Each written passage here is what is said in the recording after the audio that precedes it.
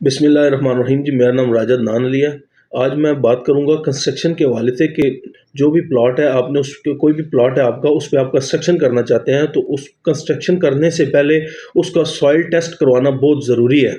और वो क्यों ज़रूरी है उसके बारे में भी मैं आपको बताता हूँ कि इनका काम दे देते हैं और वो बगैर सॉइल टेस्ट करवाए वो आपके करोड़ों का लॉस कर देता है। वो लॉस कैसे कर देता है करोड़ों का, कि जब आप सॉइल टेस्ट नहीं कराएं वो किसी आम से किसी ठेकेदार को काम कंस्ट्रक्शन का काम दे देते हैं और वो बगैर सॉइल टेस्ट करवाए वो आपके करोड़ों का लॉस कर देता है। वो लॉस कैसे कर देता है करोड़ों का, कि जब आप सॉइल टेस्ट नहीं कराएंगे आपको कैसे पता चलेगा कि आपका जो प्लॉट है उसमें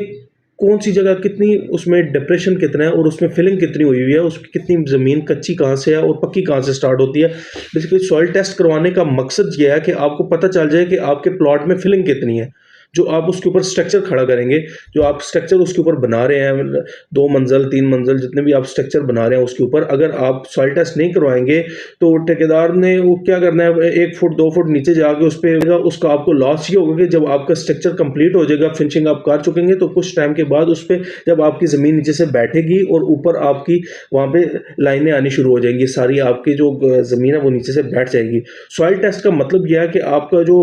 प्लॉट है उसके ऊपर जो फिलिंग हुई, जब सोसाइटी कोई लॉन्च होती है तो डेफिनेटली उस वक्त जो उनकी जो डिप्रेशन वाली जगह होती है उसको फिलिंग करते हैं और स्ट्रीट्स निकालते हैं, 2-3 साल के बाद पोजेसन देते हैं। जब पोजेसन देते हैं तो उसमें ये होता है कि लोग सॉइल टेस्ट नहीं करवाते तो उनको अच्छा खासा लॉस हो जाता है। तो लिहाजा मैं अपने क्लाइंट्स को बताऊंगा, जो क्लाइंट भी हमारे हमसे घर बनवाते हैं हम अल्हम्दुलिल्लाह उसको सॉइल टेस्ट करते हैं। और सॉइल टेस्ट में सबसे ज़रूरी ये होता है कि हमें उसका ये पता चल जाता है कि उसके अंदर डिप्रेशन कितना है और फिलिंग कितनी है। उसमें अगर उसके अंदर 4 फुट फिलिंग है, 5 फुट फिलिंग है नीचे, जब सख्त ज़मीन है वो 5 फुट के बाद आई है तो हम उसमें 5 फुट तक नीचे खुदाई करवा के उसके बाद हम उसकी फाउंडेशन स्टार्ट करते हैं। तो